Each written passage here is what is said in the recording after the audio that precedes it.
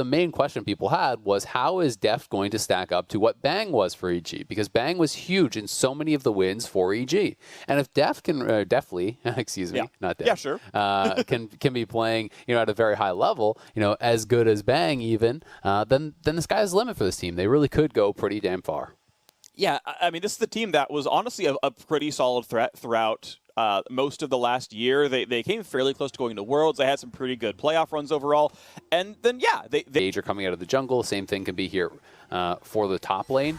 You can get even a lot more tanky. We have been seeing just traditionally, full tank builds for the Gragas top, and we'll see if that's going to be what he goes for. Svenskeren. You flash straight, but now this is danger on Insanity. Gets the cleanse out. He's trying to run away, but it's got to be enough for Jizuke. Thanks for the gank. Potluck can't find it as Svenskeren dives backwards. Jizuke's back in as well. Flashes in, gets it all. A double kill for the Italian Stallion. You're happy to have him on the roster again. Beautiful play on the Zoe. Oh, disaster for Immortals, though. Jizuke punishing those mistakes to get that second kill. Joey looking for the engage here as Potluck definitely has no flash. There's no getting out of this. It looks like they knew Lantern. Okay, finally comes back up, pulls him away, and now you've got Svenskeren coming around as well. Joey pulled in. Impact is down there, going to be joined by Revenge, but he's got no mana, and Keith is going to be attacked. He's going to go down, and Joey's going to follow. 4 kills to nothing, and a flash forced away to run away from the counter gang. Evil Geniuses can do no wrong this game. Nicely done, answering that as the TP from Impact flash out and survive. And Revenge just not as effective in that teleport play. I didn't get to see exactly how the wave was shaking out up on the top side, but when you both commit that TP, your opponent gets the kill. It's not going to be feeling too good. No, it's not. So 12 CS lead. Svenskeren does the nice walk away, lets the burn kill it off. Impact going to take the trade. That's going to feel pretty comfortable, but this is the benefit of grasping a Bramble Vest on Gragas is, he doesn't heal off you very heavily, and you hit him right back, and it's going to feel okay. So an opponent, and poor Keith is down in the bottom 4. Yeah, he's going to be put pretty far back. Impact, though, getting ganked. Red buff. Sleep. Certainly doable. Can you set up the CC combo? Revenge going to pop the ult to go backwards. Now Impact's going to take the fight as best he can. Waiting for cooldowns. Almost gets him! Potluck just barely survives, but he's got to be careful under his turret because Svenskeren's on the way as well. Trap to look for vision. Okay, I don't see you under the turret. I guess I'm not going to find it, but nice attempt. Good kill and something on the board. HP, and now they can chase forward into even more this one. 4th shot comes out, ult as well. Joey can only take a couple of shots. He'll die to the 3rd. Keith walks in. Wow, I am shocked that didn't land. Jizuke's coming, though. Here comes Zoe. Jumping in. Nice play. The minions couldn't block it enough. Beautifully done. Burned his real flash for the honor, and he gets the kill out of it. 3-0 for the mid lane of Evil Geniuses. Herald's here as well. Turret likely to fall, at least get low. They might get to stay. Insanity for the mid lane of Evil Geniuses. Herald's here as well. Turret likely to fall, at least get low. They might get to stay.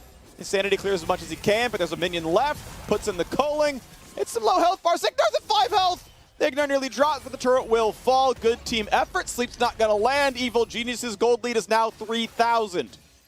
Such a good roam down from Jizuke. His bot lane and jungler just barely didn't have enough to actually finish off that kill, but Jizuke had already moved very early on. Call into Ludens, but as you mentioned, yeah, could have gone fast Ludens instead. That's going to be a nice sleep, though. Insanity has cleanse, chooses to use it. Going to be tanked up by Joey anyway, so tanks the Paddle Star regardless. Hook comes on towards Revenge. Loses almost his entire health bar. Flash not going to be enough. That's kill number 7 on the board as Impact makes true for a second one. Now Insanity cannot get away. A bubble's in the way. So Joey's going to drop a flash play from Ignar. Guarantees number 4. And really Immortals cannot buy anything this game. It's looking like it's all over, but the Crying Freak, EG, just slamming Immortals in this game. You were trying to go for those fights and you were already behind, and Freak EG just slamming Immortals in this game. When you were trying to go for those fights and you were already behind, it has got to go well because there's so much risk involved. It's not just the kills that are going the way of EG. They're going to get the dragon. They're going to get plates mid. I mean, it's not even 14 minutes. So such a big influx of gold to the team that's already way ahead.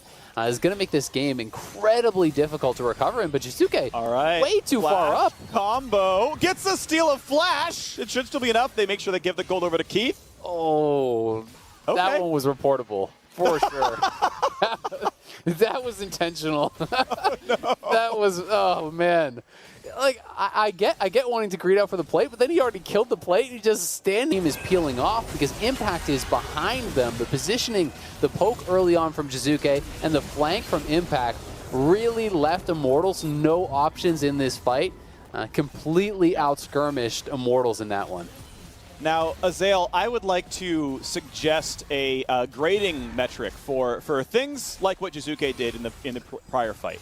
Okay. Or, right before the replay, which is he took a plate and that was pretty cash. Yeah. But to overstay and get killed, that was trash.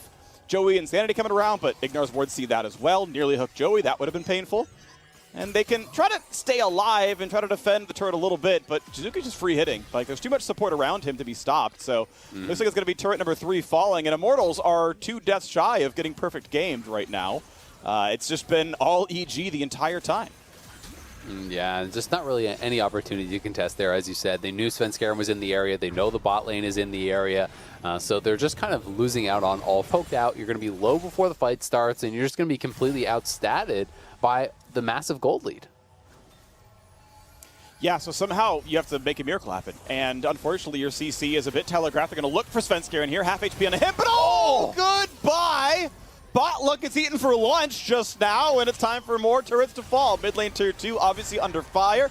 They may just kill it before the charge. They'll preserve health if they do. Indeed, that happens, so good job to them. I'm not expecting Dancing Herald, but that said, we've got the hard engage. Joey comes in, he finds 4. A hard engage goes in towards Ignar. Cast does not manage to separate enough, and it just isn't enough damage. Obviously, Potluck was never there, but the Eye of the Tiger was there. The attempt was almost had, but if they had any money, it might have mattered. Just wasn't enough. Joey died for the play, and that is going to be Inhibitor in mid lane opened up as well.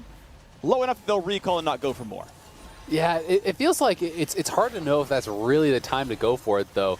Potluck was already dead, and your Desperation Engage is 4v5, right? It's not like they'd even forced anything off EG, so sure, you get a great both their summoners off of Insanity, so he's not really in a position where he can fight now, given that Impact still has Flash and can just Flash stun you, and that's pretty much a guaranteed kill. So I do think that Immortals just needed to take their loss, accept that that tower was probably gone after they lost Potluck early on, and then try to live to fight another day, because you get very few chances to come back from a game like this, and that's one that they've spent just now. So here's the earlier pick. This one was over onto Potluck, and the spear leads basically across the board, and it's looking good. EG. I like how EG is playing this out. I also like the fact that Insanity at least pushed out that top wave. They probably weren't going to be able to defend this tower anyway. So at the very least, he's able to pick up some farm and try to, get some items together, perhaps mount a comeback off of a good fight. Of course, it is going to be, a really low chance, but they're trying to take their opportunities. If you can't defend that tower, don't stay around. They push out top lane. They get in full force once more. Yeah, I actually really do like how docilely EG played the last 5 minutes, because they're like, look, let's just cross the T's, dot the I's, claim the free Cloud Soul, right? We'll play really slow. We'll just guarantee vision stays up. No big deal. Once that's done, then we'll play their 5-minute-long Baron dance. Like, once we've got the guaranteed objective, that we're going to have for the rest of the game, nice crit there, definitely managed to, with the 4th shot, claim the red buff. Well done there. It's like, all right, now we can play Baron dance. They've been, pretty red damage on a Revenge, who now can't body slam away. Ults to build some space, and body slams back to his turret. Dodges away from Deathly's root, but now top lane tier 2 likely to fall.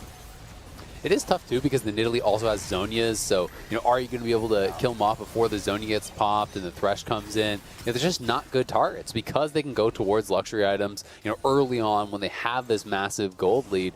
It just puts them in such a position of power, knocking down yet another tower, denying more vision. The vision game really has been very annoying Svenskeren mid lane to try to dissuade Immortals from checking, but now they are aware as EG goes back towards the jungle, and Svenskeren is on that Baron looking to finish it off. I don't think Immortals can really get here in time.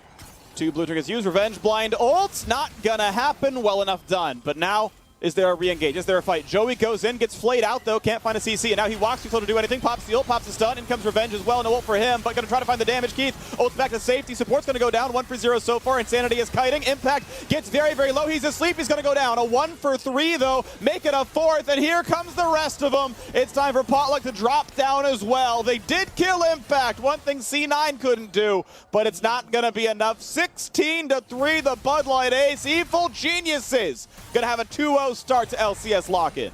About as good of a fight as Immortals could have hoped for. They took down Impact. They almost got a couple more, some low health bars there, but EG playing it well enough, cleaning them up. 2-0 in the lock-in. As you said, EG looking incredible in these early games. And the nice play backwards. Joey for good measure going to make it a second ace in a row. It's the same ace, by the way. He died first, and then he died at the very end. So back-to-back ace for EG. Technicalities are special. The Red Bull Bear makes it easy. That's going to be the Nexus going down 17-3. Well done, Evil Geniuses.